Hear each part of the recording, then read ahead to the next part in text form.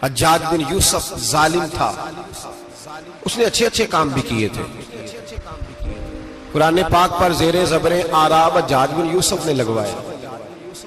محمد بن قاسم کو ہندوستان سندھ کے علاقے فتح کرنے بھی حجاج بن یوسف نے بھیجا تھا۔ ساری خوبیاں اپنی جگہ پر، ظالم بہت بڑا تھا۔ کسی آدمی نے اس کے سامنے کونے کی طرف منہ کر کے ساتھ والے سے بات کر لی تو کہنے لگا میرے خلاف کیا، اس کو لے جاؤ، 2 ٹکڑے کر کے واپس لے آؤ۔ توتی بولتا ہے نا، اقتدار جب کسی کے ہاتھ اقتدار ہوتا ہے نا، وہ چاہے ایک گھر کا ہی کیوں نہ ہو، وہ 10 بندے فیکٹری میں کام کرتے اور جو ان کا مالک ہوتا ہے وہ کہتا میں مالک ہوں، مجھے مانو۔ جب تو صاحب اقتدار ہوتا ہے نا، جب تو سسر بن کے بیٹھتا ہے اور کسی غریب گھر کی بہو آتی ہے 2-4 تو کہتا میرا اقتدار ہونا چاہیے۔ جب میں کھانسنے لگوں تو ہر آدمی کے ہاتھ میں ٹیشو پیپر ہونا چاہیے۔ جب میں بولنے لگوں تو بندے ہوئے ہاتھوں سے ہر آدمی جی جی کرتا ہوا کھڑا ہونا چاہیے۔ جس آدمی کا، اور یہ کام بہو بھی کرتی ہے کئی دفعہ، وہ بھی کہتی ہے کہ تمہیں پتہ نہیں میں کتنا لمبا چوڑا جہیز لے کے آئی ہوں، جب میں سونے کے لیے اپنے بیڈ روم میں جاؤں تو خبردار بوڑھے بابے کو اجازت نہیں کہ وہ کھانسے۔ اماں کو چاہیے کہ اگر اس کو بڑی سخت پیاس بھی لگی ہے تو میرے سوتے سوتے باورچی خانے میں برتن نہ کھٹکھٹائے۔ جو جہاں بھی جس اسٹیج پہ بھی بیٹھتا ہے وہ کہتا ہے کوئی نہیں مجھے پوچھنے والا، میں مطلق العنان ہوں۔ جوان بوڑھوں کا مذاق اڑاتے ہیں، سمجھتے ہیں شاید کبھی بوڑھے نہیں ہوئے، مذاق اڑاتے ہیں۔ تندرست لوگ بیماروں کا مذاق اڑاتے ہیں، شاید کبھی بیمار نہیں ہوئے۔ حجاج بن یوسف ظالم تھا، ظلم کرتا تھا، زیادتی کرتا تھا۔ حضرت سعید بن جبیر ایک تابعی بزرگ تھے، اتنے بڑے بزرگ تھے کہ ساری رات نماز پڑھتے تھے، سارا سال روزہ رکھتے تھے۔ ایک دن انہوں نے منبر پہ بیٹھ کے کہا کہ حجاج ظلم سے باز آ جائے ورنہ اللہ کی لاٹھی بڑی بے آواز ہے۔ اللہ کی لاٹھی، اس کا کیا مطلب ہوتا ہے؟ اس کا مطلب ہے جب رب کی لاٹھی چلتی ہے تو اس کی آواز، جی اس کا پہلے کوئی پیغام، وہ پہلے اعلان نہیں کرتا کہ تگڑے ہو جاؤ لاٹھی چلنے لگی ہے، لاٹھی چلتی ہے پر اس کی آواز، سمجھ آ رہی ہے میری بات کی؟ جمعۃ الوداع کے لیے تشریف لانے والے احباب خاص غور فرمائیے گا۔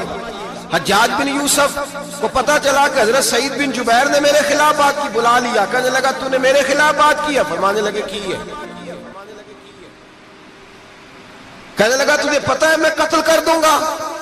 آپ فرمانے لگے نہ تو زندگی کا مالک ہے نہ موت کا مالک ہے، تو کیسے قتل کر؟ کہنے لگا تجھے پتا ہے میرا؟ فرمایا میں نے تجھے نہیں، میں نے تو کئی شداد، کئی حماد، کئی قارون، کئی فرعون، کئی نمرود دیکھے، کئیوں کی داستانیں سنی، تو کون ہے؟ تو چھوٹا سا ہے۔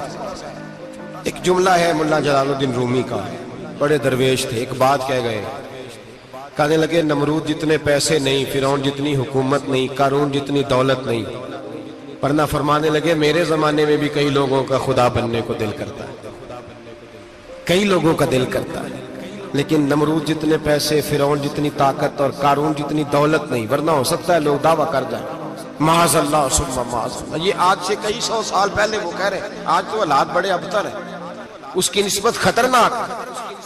فرمانے لگے حضرت سعید بن جبیر تو زندگی موت کا مالک نہیں۔ کہنے لگا پکڑو، قتل کرو اسے، لے جاؤ۔ جب پکڑ کر کھینچ کر لے جا رہے تھے نا تو حضرت سعید بن جبیر مسکرانے لگے۔ اب ظالم کے سامنے مسکرائے تو اس کو بڑا غصہ آیا، یہ میرا مذاق اڑاتا ہے؟ بلا لیا، ادھر آؤ، کیوں مسکرا رہے ہو، کیا ہوا؟ تو حضرت سعید بن جبیر کہنے لگے میں مسکرا رہا ہوں تیری بیوقوفی پر اور اپنے اللہ کی دی ہوئی ڈھیل پر۔ میں مسکرا رہا ہوں کہ یا اللہ کیا بات ہے، کیا تیرا شان ہے، کیسے لوگوں کو ڈھیل دی ہوئی ہے۔ میں مسکرا رہا ہوں تیری بیوقوفی پر کہ تو سمجھتا ہے شاید مجھے پوچھنے والا کوئی نہیں۔ کہنے لگا اس کو باہر نہ لے جاؤ، میرے سامنے قتل کرو۔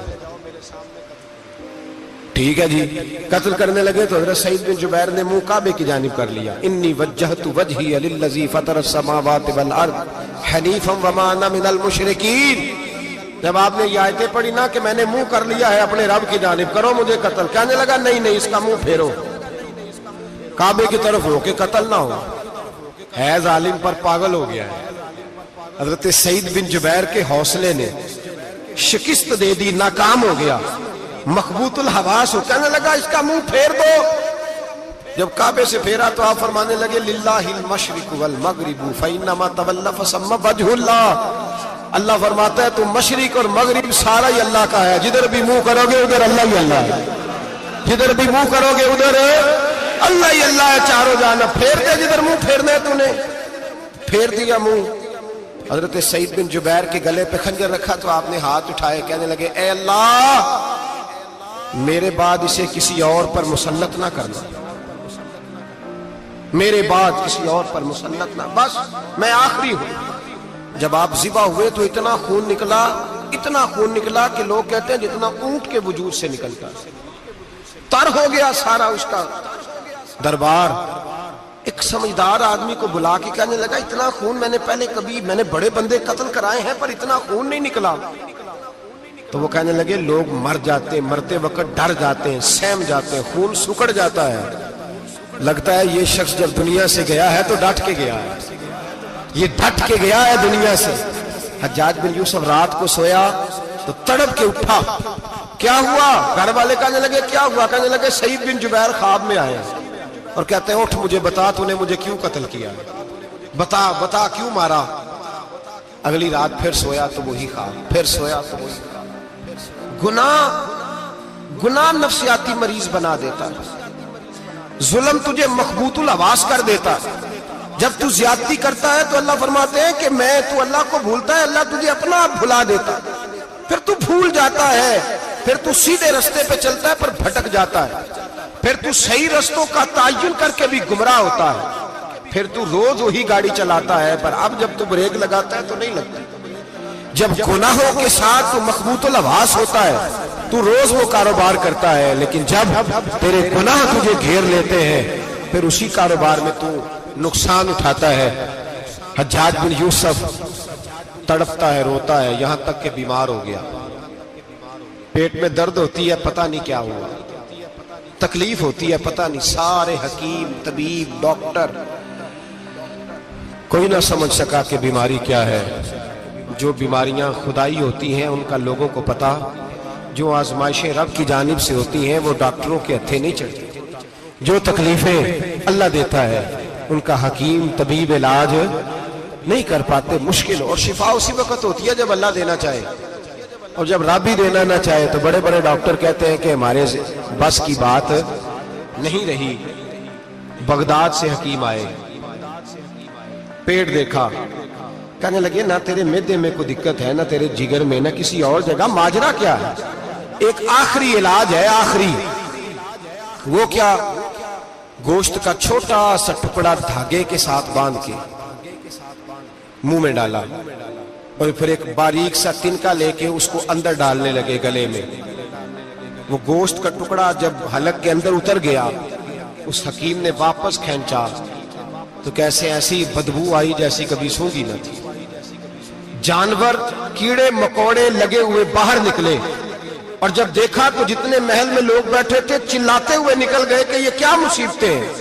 حکیم بھی اٹھ کے دوڑنے لگا، کہا تجھے کیا ہوا؟ کہنے لگے حجاج تیری بیماری زمینی نہیں، تیری مصیبت زمینی نہیں۔ کہا میری مرض تک تم کیوں نہیں پہنچ پا رہے؟ تو کہنے لگے لگتا ہے تو بد دعا کا مریض ہے، لگتا ہے تو ظلم کا مریض ہے، تو جبر کا مریض ہے۔ تڑپتا رہا، سسکتا رہا۔ ایک وقت وہ بھی آیا کہ گھر والوں نے کمرے میں بند کر کے تالا لگا دیا، دیوار سے ٹکرے مارتا۔ او بھائی، جو گناہوں کے بیمار ہوتے ہیں انہیں شفا نہیں ہوتی، جو ظلم، جبر، بربریت کے بیمار ہوتے ہیں انہیں سکون قلبی میسر نہیں آتا۔ دوائیاں ان بیماریوں کی بنی ہوئی ہیں جو بیماریاں زمینی ہیں، جو بیماریاں خوراک کی بد پرہیزی سے ہوتی ہیں، جو گناہوں کی بد پرہیزی سے ہوتی ہیں، ان کی بیماریاں، ان کی شفا توبہ ہے، ان کی شفا رجوع اللہ ہے، ان کی توبہ اللہ سے معافی مانگنے سے شفا ہوتی ہے۔ حجاج جب مرنے لگا تو بلایا، یہ رنگ بھی ذرا ملاحظہ کیجئے، دو چار قریبیوں کو بلایا، پتہ ہوتا ہے نا اپنے کرتوتوں کا آدمی کو، پتہ سارا ہے سردار نوکیتی ہے، جب پتہ ہوتا ہے سارا، بلا کے کہنے لگا جب میں مر جاؤں تو مجھے رات کو دفن کرنا۔ کیوں بھائی عورت ہے؟ کہنے لگا نہیں رات کو دفنانا. ٹھیک ہے رات کو دفنا دیں گے. پھر کہنے لگا جب صبح ہو جائے تو صبح ہونے سے پہلے پہلے میری قبر زمین کے برابر کر دینا, نشان مٹا دینا. کا وجہ تو کلمہ پڑھتا ہے اور حضور کا حکم ہے کہ قبر کم از کم ایک بالش ایک گٹ اونچی ہونی چاہیے زمین سے کم از کم, تو تیری قبر مٹا دے. وجہ پتہ ہوتا ہے اپنے ظلموں کا. کہنے لگا مجھے پتا ہے لوگ میرے مرنے کے بعد میری قبر بھی نہیں چھوڑیں گے. دنیا میں تو میرے جبر کی وجہ سے کوئی آ نہ سکا, لیکن میری قبر بھی لوگ جنازوں میں باتیں شروع کر دیتے. جنازوں میں نے ایسی بھی داستانیں سنی ہیں کہ کوئی مرا تو لوگ جوتوں کا ہار قبر پہ ڈال آئے. پیاس یاروں کو اب اس موڑ پہ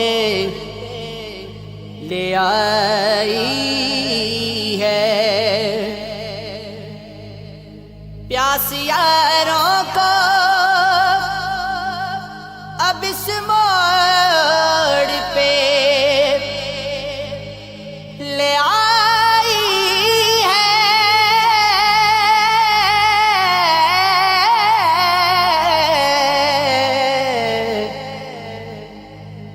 ریت چمکی تو یہ سمجھے کہ سمندر دیکھا.